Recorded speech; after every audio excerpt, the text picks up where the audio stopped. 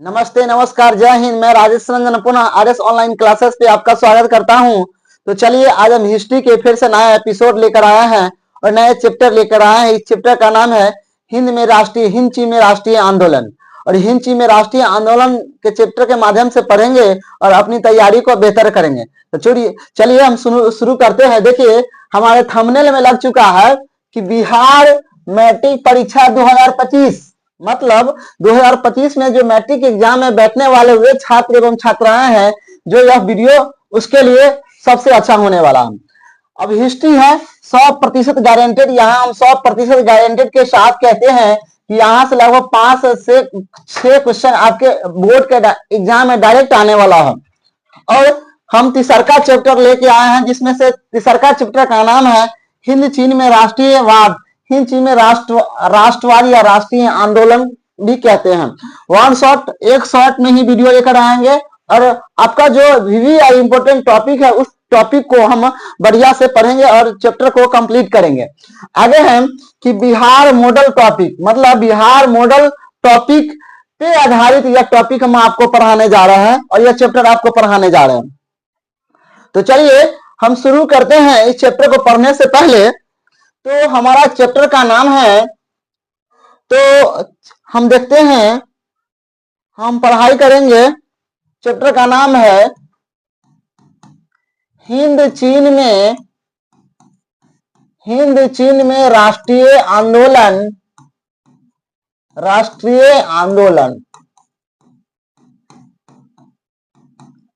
हिंद चीन में राष्ट्रीय आंदोलन यह चैप्टर का नाम है और इस चैप्टर को हम बहुत बारीकी नजर से पढ़ेंगे और अपनी तैयारी को हम बेहतर करेंगे।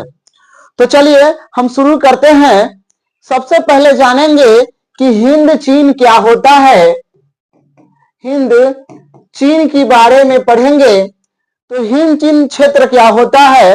वैसा क्षेत्र जहां एक साइड हिंदुस्तान का अधिकार हो, एक साइड चीन का अधिकार हो, ऐसे क्षेत्रों को हम हिंद चीन क्षेत्र कहते हैं। मतलब वैसा क्षेत्र जहां हिंदुस्तान और चीन का अधिकार होता है, ऐसे क्षेत्रों को हम हिंद चीन क्षेत्र कहते हैं। और हिंद चीन क्षेत्र के माध्यम से किस प्रकार हिंदुस्तान हिंद वाले क्षेत्रों पे किस प्रकार हिंदुस्तान का अधिकार हिंद क्षेत्रों पे कहां होता है, चीन का अधिकार हिंद क्षेत्रों पे कहां होता है। तो चलिए हम शुरू करते हैं। तो शुरू करने से पहले थोड़ा चलिए हम देखते हैं। तो शुरू में सबसे पहले अगर हम देखते हैं तो हम अगर पढ़ाई करेंगे यह चैप्टर हिंद चीन में राष्ट्रीय आंदोलन। हिंद चीन में राष्ट्रीय आंदोलन की बात करेंगे मेरे प्यारे बच्चों। अब यहाँ पे गौर कीजिएगा। हिंद चीन में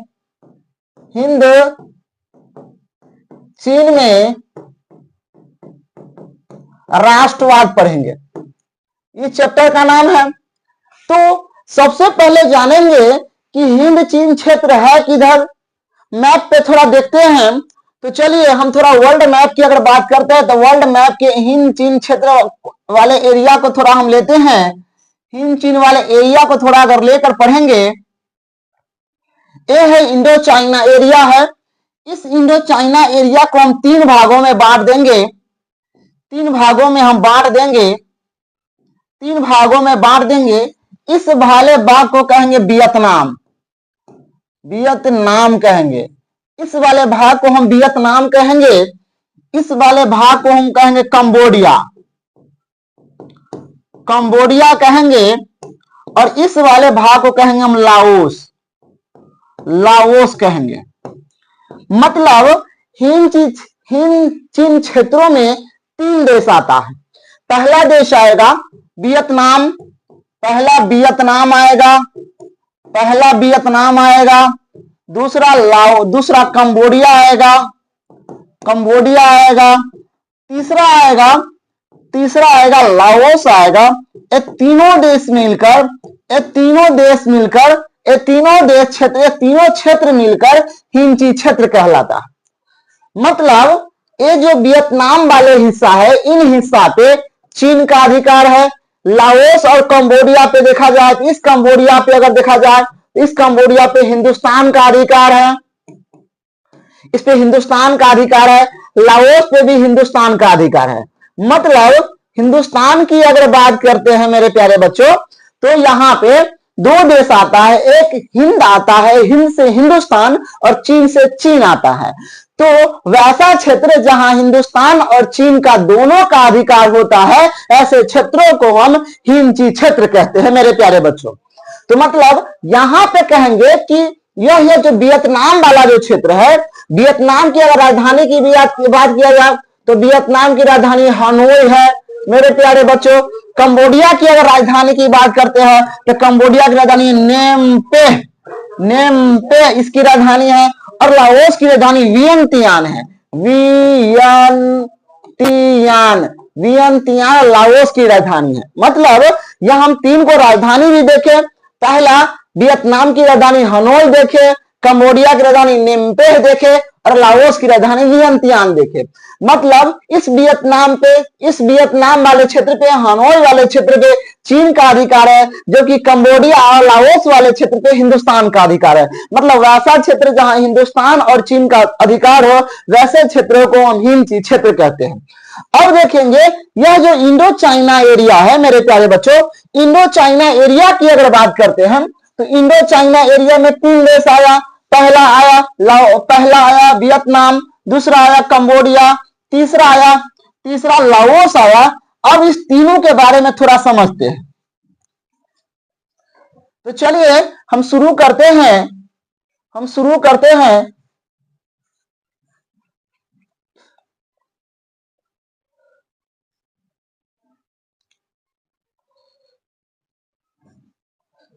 चलिए थोड़ा हम शुरू करके देखते हैं कि कैसे कैसे क्षेत्र का विभाजन होता है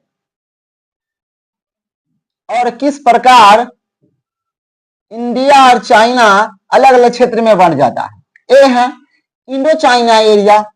ये इंडो चाइना एरिया कुछ हिस्सा इधर चला जाता है, कुछ हिस्सा इधर चला जाता है। मतलब ये हिस्सा है लाओस वाला हिस्सा है। ये जो हिस्सा है मेरे प्यारे बच्चों, ये जो हिस्सा है ये लाओस का हिस्सा है। लाओस का हिस्सा है। ये जो हिस्सा है लाओस का हिस्सा है। ये जो हिस्सा है कंबोडिया का हिस्सा है। कंबोडिया, ये जो हिस्सा है कंबोडिया का हिस्सा है। और ये जो हिस्सा है, ये हिस्सा इसको कहते हैं वियतनाम का हिस्सा है। वियतनाम का हिस्सा है। मतलब इंडो चाइना एरिया में तीन देश, पहला वियतनाम आ जाएगा, दूसरा कंबोडिया आ जाएगा, तीसरा आ जाएगा। अगर तीसरा की बात करते हैं तो तीसरा लाओस आ जाएगा। ये तीन देश आया इंडो चाइना एरिया में। यह जो इंडो चाइना एरिया है मेरे प्यारे बच्चों, यह जो यहां से लेके यहां तक की जो एरिया दिखाई दे रहा है इंडो चाइना का, यह जो फैला हुआ है, यह 2,80,000 वर्ग किलोमीटर के पास फैला हुआ है। 2,80,000 वर्ग किलोमीटर के आसपास यह फैला हुआ है। अब देखिए इसके दक्षिणी दिशा की अगर बात करते हैं तो यह इसके दक्षिणी दिशा जो है दक्षिण चीन सागर से साझा करता है। दक्षिण चीन सागर से साझा करता है। चीन सागर से अपना सीमा साझा करता है। अगर उत्तरी दिशा में देखा जाए तो यह उत्तरी दिशा की बात करते हैं तो यह चीन और म्यांमार से अपना सीमा साझा करता है। मतलब इसका क्षेत्रफल की अगर बात करते हैं मेरे प्यारे बच्चों, इसका क्षेत्रफल है 2,80,000 वर्ग किलोमीटर। हम इसको लगभग में 3 लाख वर्ग किलोमीटर ले सकते हैं। 3 लाख वर्ग किलोमीटर लगभग में ले सकते हैं, क्योंकि 3 लाख के आसपास है। इसके अलावा अगर देखा जाए, इसकी चौहद्दी अगर देखते हैं इंडो चाइना के, तो उत्तरी दिशा में अगर देखा जाए तो उत्तरी दिशा में म्यांमार और चीन से सीमा साझा करता है। म्यांमार और चीन से अपना सीमा संबंध बनाता है। इसके अलावा दक्षिणी दिशा की अगर बात करते हैं तो दक्षिणी दिशा में दक्षिण चीन सागर से अपना सीमा साझा करता हूं। तो इतना तो हमारा ये बेसिक नॉलेज है, इतना तो जानना बहुत जरूरी है कि भाई इंडो चाइना एरिया की अगर बात करते हैं तो इंडो चाइना एरिया जो फैला हुआ है 2,80,000 वर्ग किलोमीटर में फैला हुआ है। लगभग हम 3 लाख वर्ग किलोमीटर ले सकते हैं। इसकी उत्तरी दिशा की बात करते हैं तो उत्तरी दिशा में म्यांमार जो है और चीन से सीमा साझा करता है। मतलब ये जो दिशा वाले, ये जो क्षेत्र वाले है, इधर एक साइड चीन है और एक साइड इधर म्यांमार है और इधर चीन है। म्यांमार की राजधानी अगर देखा जाए तो नेपाइतवान है। नेपाइतवान इसकी राजधानी है। इसके अलावा चीन की राजधानी अगर देखते हैं तो चीन की राजधानी बीजिंग इसकी राजधानी है। चीन की मुद्रा की बात करते हैं तो चीन की मुद्रा है युआन है और म्यांमार की मुद्रा की बात करते हैं तो क्यात ए है। चलिए तो हम यहां पे देखते हैं कि उत्तरी दिशा से म्यांमार और चीन से सीमा साझा किया, जबकि दक्षिणी दिशा से चीन सागर के साथ सीमा साझा करता है। अब आगे देखते हैं यह जो जितना भी क्षेत्र है 3,80,000 वर्ग किलोमीटर, 2,80,000 वर्ग किलोमीटर में यह जो फैला हुआ है यह एक प्रायद्वीपीय क्षेत्र है। यह एक क्या है? प्रायद्वीपीय क्षेत्र है। मतलब तीनों दिशा से इधर से भी पानी है, इधर से भी पानी है और इस साइड से भी पानी फैला हुआ है। इस साइड से भी पानी क्या है? फैला हुआ है। मतलब तीनों दिशाओं से पानी से घिरा हुआ है। ऐसे क्षेत्रों को हम प्रायद्वीपीय क्षेत्र कहते हैं। मतलब इंडो चाइना टापू के नाम से भी इसको हम पुकार सकते हैं। तो चलिए आगे देखते हैं। आगे अगर देखते हैं मेरे प्यारे बच्चों, चलिए यहां पे देखते हैं। अब देखिए यहां पे कि वियतनाम की अगर बात किया जाए तो ये जो एरिया वाले हैं वियतनाम, इधर साइड वाले जो एरिया वाले हैं जो वियतनाम, ये जो वियतनाम है, वियतनाम की बात करते हैं तो वियतनाम में एक क्षेत्र आता है, एक क्षेत्र का, एक राज्य का, एक प्रांत का नाम है तोंगकिन नाम है, तोंगकिन, और एक का नाम है अन्नाम। ये दोनों क्षेत्र क्या है? ये दोनों क्षेत्र वियतनाम में पड़ता है। और इंडो चाइना की अगर बात करते हैं, इंडो चाइना में सबसे अगर देखा जाए कि इंडो चाइना में सबसे बड़ा एरिया वियतनाम ही है। मतलब इंडो चाइना का वियतनाम सबसे बड़ा देश है। वियतनाम में एक क्षेत्र आता है तोंगकिन आया और एक क्षेत्र आया अन्नाम।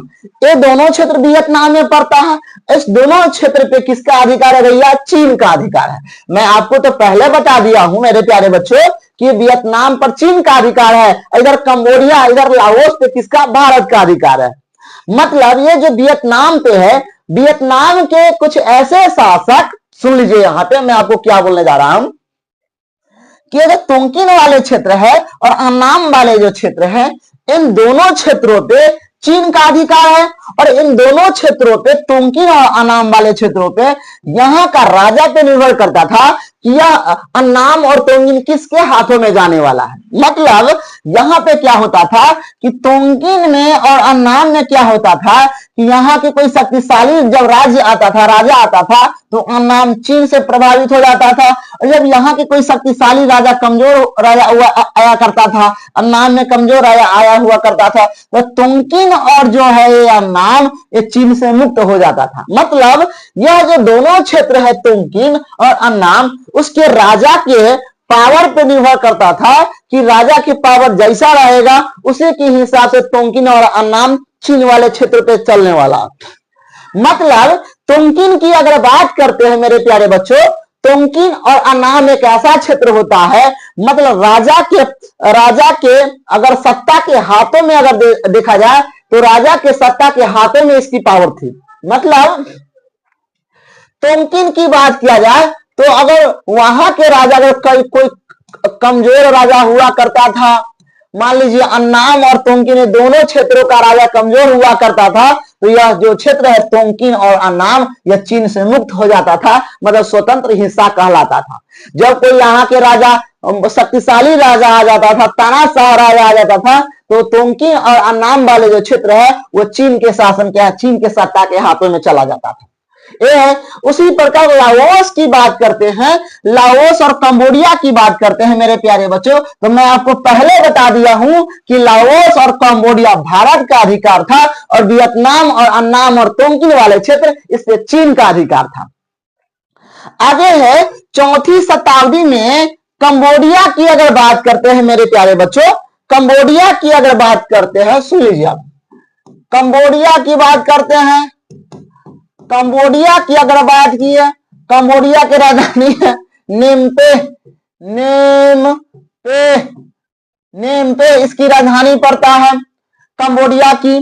कंबोडिया अगर देखा जाए तो कंबोडिया के ए साइड वाला हिस्सा मान लीजिए एक कंबोडिया है, एक कंबोडिया है, इस कंबोडिया पे बउआ हो भारत का अधिकार, हो बउआ की कर अधिकार, भारत के अधिकार। और इसके बगले वाला साइड अगर एरिया वाला अगर देखा जाए मेरे प्यारे बच्चों तो इधर लाओस आ जाएगा हो बउआ, और लाओस पर भी केकर अधिकार आ जाएगा हो बउआ, भारतीय के अधिकार आएगा लाओस पे भी।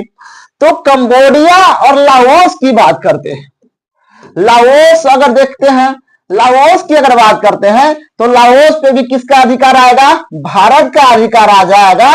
और लाओस की राजधानी की बात करते हैं तो इसकी राजधानी वियनतियान, मेरे प्यारे बच्चों आराम से सुनिए, वियनतियान इसकी राजधानी पड़ता है लाओस की, कंबोडिया की नेम कंबोडिया की नेम पे है। उसी प्रकार वियतनाम की अगर राजधानी देखते हो बउआ, वियतनाम की अगर राजधानी देखते हैं, क्योंकि इंडो चाइना के सबसे बड़ा एरिया वियतनाम रही थी हो बउआ। अगर वियतनाम की अगर राजधानी देखे छियो तो वियतनाम की राजधानी पड़तो बउआ हनोई, कथी नाम पड़तो, हनोई वियतनाम की राजधानी है हो बउआ। अब देखा हो बउआ ये जो एरिया है कंबोडिया और लाओस, ये दोनों पे भारत का सिविलाइजेशन है, इंडियन सिविलाइजेशन है, इंडियन सिविलाइजेशन, सिविलाइजेशन की अगर बात करते हैं इंडियन सिविलाइजेशन है हो बउआ। और इंडियन सिविलाइजेशन जब इस पे रहेगा कंबोडिया और लाओस पे भारतीय सांस्कृतिक रहेगा। भारतीय संस्कृति की अगर बात करते हैं, संस्कृति की बात करते हो मेरे प्यारे बच्चों, तो भारतीय संस्कृति में क्या होता है कि कंबोडिया और लाओस पे भारत के संस्कृति, मतलब यहाँ भारत के राजा, भारत के राजा हो बउआ। अब भारत के जहां राजा रहते और वहां मंदिर मस्जिद के ज्यादा निर्माण होते हो बउआ। तो अब यहाँ पे देखा हो बउआ कंबोडिया की अगर बात करे छियो तो कंबोडिया की राजधानी है नेम पे, लाओस की राजधानी की अगर बात करे छियो हो बउआ तो एक राजधानी है भारत, सॉरी एक राजधानी है वियनतियान है। लेकिन लाओस और कंबोडिया पे दोनों पे अधिकार अगर देखे छियो तो दोनों पे अधिकार भारत के है हो बउआ। उसी प्रकार वियतनाम की बात करे छियो तो वियतनाम की राजधानी हनोई है हो बउआ, और एक राजधानी की बात करे छियो तो एक राजधानी हनोई है हो बउआ। इस पर अधिकार देखे छियो तो इस पर चीन का अधिकार हो बउआ। अब देखा हो बउआ 4वीं शताब्दी में की हुई छो कंबोडिया में, कंबोडिया की बात करे छियो। अब देखा हो बउआ ये जो कंबोडिया वाला हिस्सा है हो बउआ, ये जो कंबोडिया वाला हिस्सा हो बउआ, अब कंबोडिया की बात करते हैं मेरे प्यारे बच्चों, कंबोडिया की अगर बात करते हैं, अब देखिए यहाँ पे थोड़ा बउआ हो अभी तोरा बतलियो है कि ये तोंकिन वाला जो क्षेत्र है, अन्नाम वाला जो क्षेत्र है, ये दोनों क्षेत्रों पे चाइना अपना हिसाब से काम करता था। जब चीन में तोंकिन वाले क्षेत्र, अनाम वाले क्षेत्र जो है, जब चीन का कोई जब शक्तिशाली राजा अवैत रहे ना हो बउआ, तो ये दोनों क्षेत्र चीन के अधिकार में हो जाए छलैया। और जब चीन में जब कोई शक्तिशाली राजा ना के कमजोर राजा अवैत रहे तो बउआ तोंकिन और अनाम वाला जो क्षेत्र है बउआ ये मुक्त हो जाए छलैया। मतलब चीन के राजा के हिसाब से वियतनाम के तोंकिन क्षेत्र और अनाम क्षेत्र चलता था। उसी प्रकार लाओस की बात करते हो बउआ, लाओस और कंबोडिया की बात करते हो बउआ। लाओस ये मान लीजिए ये हम तोरा थोड़ा शॉर्ट मैप ले छियो, चला ई मैप थोड़ा इधर इधर कर दे छियो। इधर तोरा तो पहले मालूम हो बउआ हो, इधर कारी वियतनाम है, इधर कारी लाओस हो बउआ, और इधर कारी कथी हो बउआ, सॉरी इधर कारी कंबोडिया है बउआ, इधर कारी लाओस है। इस दोनों वाले क्षेत्रों पे हो बउआ, मतलब लाओस वाले क्षेत्र एवं कंबोडिया वाले जो क्षेत्र है बउआ, कंबोडिया वाले क्षेत्र ये दोनों पर केकर अधिकार हो बउआ, इंडिया के अधिकार हो। और अब तोरा तो पहले मालूम है कि हिंद क्षेत्र की कहलाई है कि वैसा क्षेत्र जहां हिंदुस्तान और चीन का अधिकार हो, ऐसे क्षेत्रों को इंडो चाइना एरिया कहते हैं, हिंद चीन क्षेत्र कहते हैं। और मेरे प्यारे बच्चों अब कंबोडिया की बात करते हैं मेरे प्यारे बच्चों, कंबोडिया की अगर बात करते हैं, कंबोडिया एवं लाओस की अगर बात करते हैं, लाओस की बात करते हैं। अब देखा हो बउआ, कंबोडिया और लाओस की जब बात करेंगे, सुन लीजिए यहां पे। अब मान लीजिए एक साइड ये क्या है, कंबोडिया है, एक साइड कंबोडिया है, और मेरे प्यारे बच्चों इसी के सटल में ये कौन है बउआ, लाओस है हो बउआ। अब समझा हो बउआ, अब समझा हो बउआ की हो। तो अब ये जो कंबोडिया है, ये जो लाओस है, सुना हो बउआ, कंबोडिया ये जो लाओस है बउआ हो, एक कंबोडिया के राजधानी, एक राजधानी की अगर बात करे छियो तो एक राजधानी है नेम्पे, इसकी राजधानी पड़े छे। और लाओस की राजधानी की अगर बात करे छियो हो बउआ तो एक राजधानी है वियनतियान, वियनतियान एक राजधानी है हो बउआ। अब यहाँ पे समझा हो बउआ, कंबोडिया की राजधानी नेम्पे है और लाओस की राजधानी वियनतियान है। अब समझा, इस दोनों क्षेत्रों पे अगर देखा जाए, अगर इस क्षेत्र को यूनियन किया जाए, इस दोनों क्षेत्र को अगर देखा जाए तो इस दोनों क्षेत्र पर इंडियन सिविलाइजेशन, इंडियन सिविलाइजेशन है हो बउआ।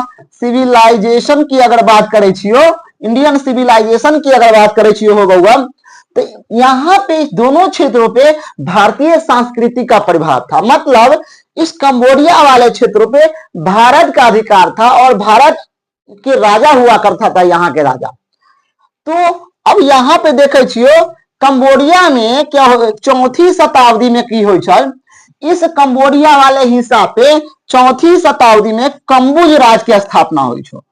कंबुज राज्य के स्थापना हुई छो, कंबुज राज्य के कथी हुई छो, स्थापना हुई छो बउआ। स्थापना की अगर बात करे छियो, कंबुज राज की स्थापना हुई चौथी शताब्दी में। उसी प्रकार कंबोडिया में भारतीय संस्कृति, भारतीय सिविलाइजेशन को देखते हुए यहाँ के राजा ने दुनिया के सबसे बड़ा, दुनिया की सबसे बड़ा कहते हैं, दुनिया के सबसे बड़ा विष्णु मंदिर का निर्माण करवाता है। मतलब दुनिया के सबसे बड़ा विष्णु मंदिर का निर्माण हो छो, और इस मंदिर का नाम है अंकोरवाट मंदिर हो बउआ। अंकोरवाट मंदिर की अगर बात करे छियो हो राजा, तो चला थोड़ा अंकोरवाट मंदिर थोड़ा ले छियो। अब दुनिया की सबसे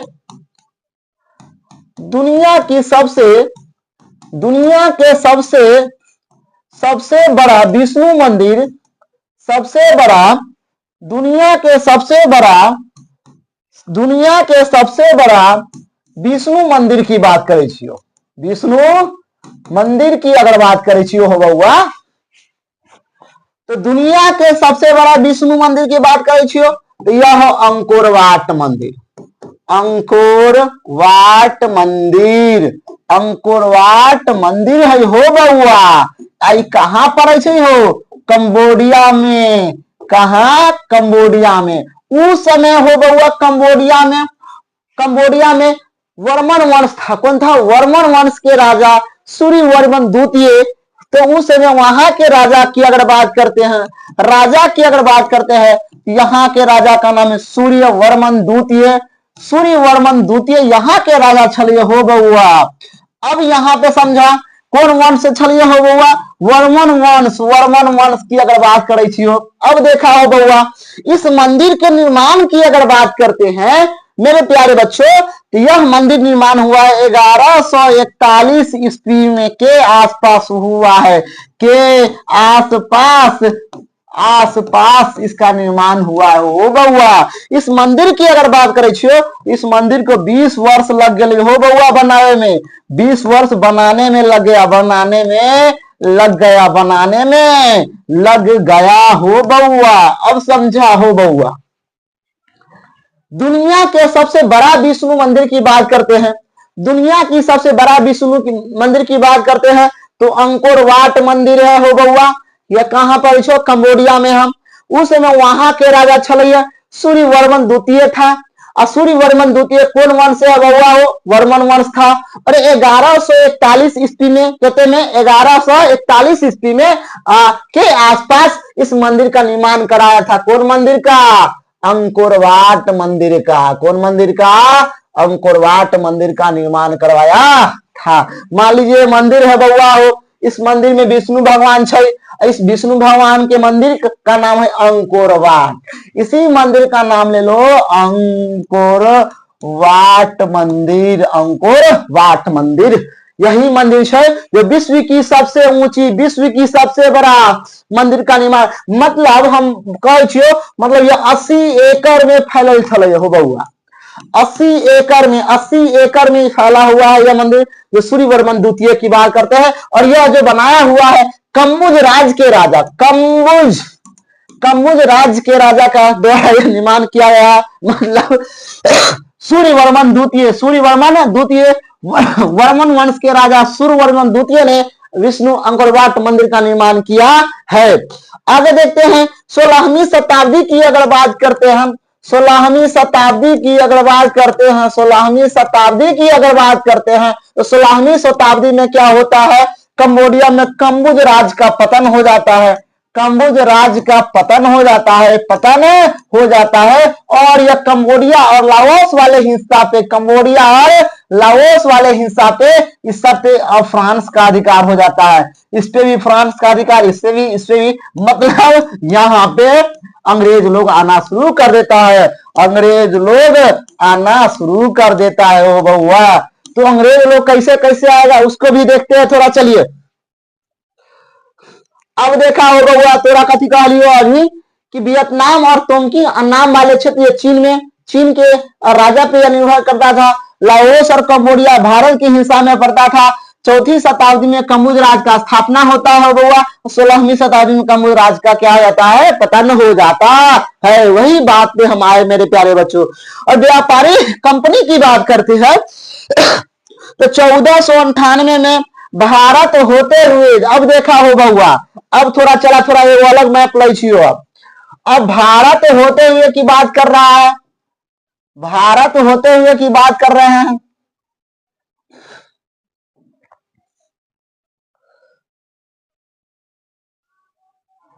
ये भारत है हो बउआ मान लीजिए। और इधरे साइड में लाओस और कंबोडिया एवं लाओस हो बउआ, लाओस है। और इसी साइड में हम ले सकते हैं वियतनाम भी है बउआ, वियतनाम है। अब देखा ये जो इंडो चाइना एरिया है, अब थोड़ा हम आपको संक्षिप्त में बताना चाहेंगे कि 1498 में जब वास्को डी गामा जब हमारे इंडिया में प्रवेश करता है केरला में, जब केरल में आता है, केरल के उस समय राजा जिमोरिन था, वास्को डी गामा को भव्य स्वागत करते हुए जब केरल में आता है, केरल को प्रभावित करता है। और जब केरल में जब वास्को डी गामा आता है तो 1510 ईस्वी में, 1510 ईस्वी के आसपास, उस समय हमारे भारत पे कई अंग्रेजी व्यक्ति आकर यहाँ कंपनी स्थापना कर चुका था। अब देखिए तो इस वास्को डी गामा को, इस पुर्तगाली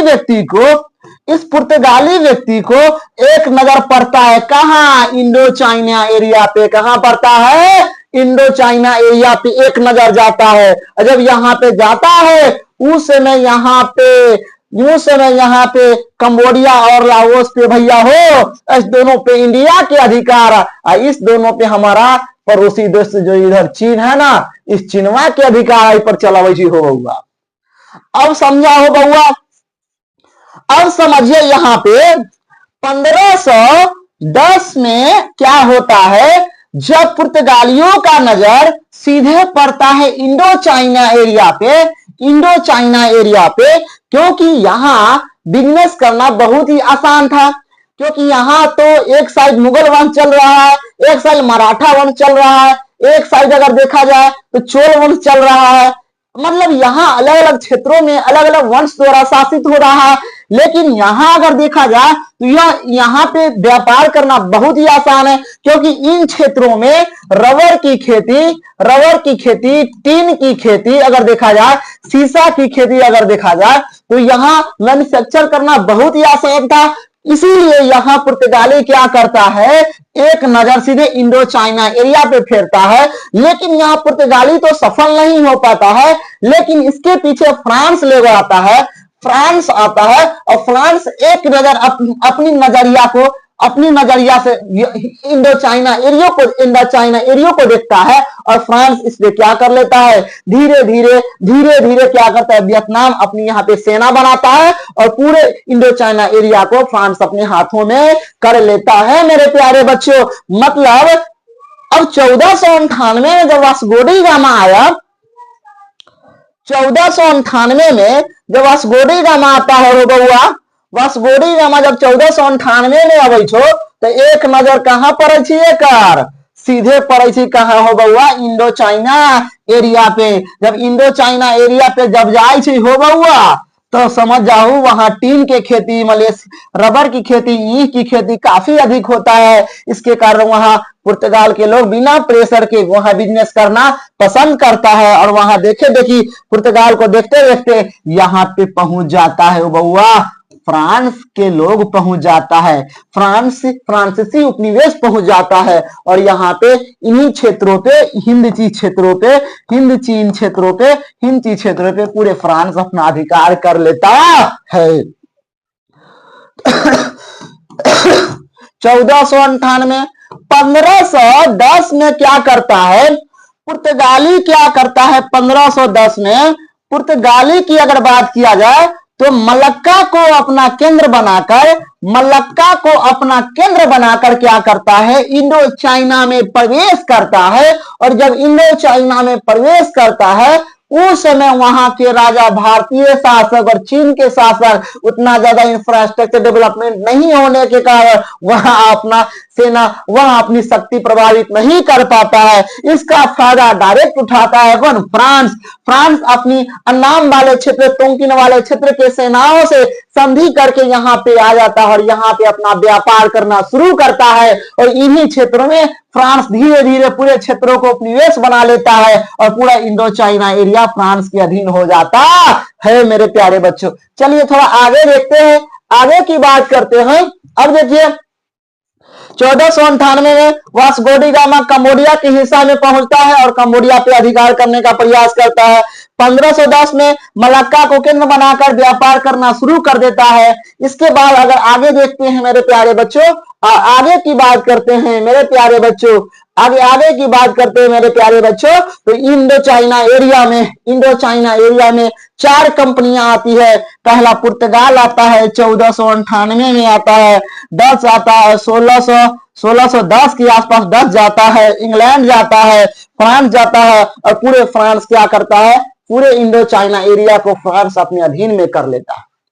17वीं शताब्दी की अगर बात करते हो तो फ्रांसीसी व्यापारी पादरी सबसे पहले फ्रांस में इंडो चाइना एरिया में पहुंचता है और वहां से अपना व्यापार करना शुरू कर देता है। हो मेरे प्यारे बउआ, कौन, फ्रांस के व्यापारी जिसका नाम है पादरी, जिसका नाम क्या है, पादरी। इसी पादरी के लिए हम फ्रेंच रेवोल्यूशन पढ़ते हैं, 1789 के बारे में पढ़ते हैं। 1747 की बात करते हो बउआ तो फ्रांस के अन्नाम के क्षेत्रों से फ्रांस क्या करता है कि अन्नाम वाले क्षेत्रों पे अपना प्रभाव जमा देता है और फ्रांस में अपना सेना प्रवेश करवा लेता है। 1787 की बात करते हैं तो कोची और चीन के शासक के संधि करने, कोची चीन के शासक के संधि करने का मौका मिल जाता है फ्रांस को। अगर फ्रांस को संधि करने का मौका मिल जाता है तो फ्रांस अपनी शक्ति को प्रभावित करके फ्रांस अपनी सेना को स्थापना करता है इंडो चाइना कोचिन वाले क्षेत्रों में। आगे देखे छियो बउआ, आगे अगर देखे छियो तो उसी प्रकार देखिए यहाँ पे क्या होता है कि कोचिन वाले क्षेत्र पे फ्रांस कब प्रवेश किया, 1772 में। कब प्रवेश किया, 1772 में प्रवेश किया। 1772 में कंबोडिया वाले क्षेत्रों पे 1773 में अपना अधिकार जमा लेता है। उसी प्रकार अन्नाम वाले क्षेत्रों पे 1784 में जाकर अन्नाम के सेनाओं, अन्नाम के राजाओं के साथ संधि करके फ्रांस अन्नाम के क्षेत्रों को अपने क्षेत्र में मिला लेता है और संधि करके अपना प्रभाव जमा लेता है। लाओस की बात करते हैं तो लाओस को भी फ्रांस अपने हाथों में कायम कर लेता है 1804 में। उसी प्रकार ये जो इंडो चाइना जो वाले प्रांत है, कोचिन चीन, जो कोचीन के अधिकारों में, कंबोडिया भारत के क्षेत्रों में था, अन्नाम चीन के अधिकारों में, लाओस भारत के अधिकारों में, ये सभी क्षेत्रों को लाओस कोचिन चीन की बात करते हैं। तो फ्रांस 1772 ईस्वी में कोचिन चीन को अपने अधिकार में मिला लेता है। कंबोडिया की बात करते हैं तो 1773 ईस्वी में फ्रांस कंबोडिया को अपने हाथ में मिला लेता है। अन्नाम की बात करते हैं तो अन्नाम पे 1784 ईस्वी में फ्रांस अधिकार कर लेता है। उसी प्रकार लाओस की बात करते हैं तो 1804 में लाओस पे भी अधिकार कर लेता है। कौन अधिकार करेगा हो बउआ? फ्रांस अधिकार करते ही हो बउआ। एक तरफा, उसी प्रकार इसी बीच में एक तरफा अनुबंध व्यवस्था आता है, वैसी व्यवस्था जहां एक तरफा अनुबंध व्यवस्था, वैसी व्यवस्था जहां किसानों का कोई अधिकार नहीं आता है, राजाओं का अधिकार मिलना शुरू हो जाता है, ऐसी व्यवस्था को हम एक तरफा अनुबंध व्यवस्था कहते हैं। उसी प्रकार जब फ्रांस आता है तो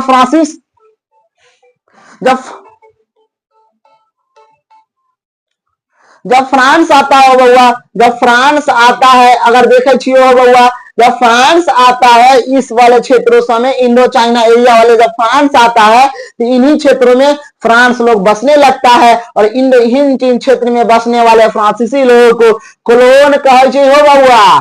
कथी कहे छै? क्लोन कहल जाए छै। मतलब इंडो चाइना एरिया में फ्रांसीसी बसने वाले लोगों को क्लोन कहा जाता था। इसे मजदूरों का कोई अधिकार नहीं दिया जाता है एक तरफा अनुबंध व्यवस्था में। तो बउआ हो, आज के लिए इतना ही रह गई छियो।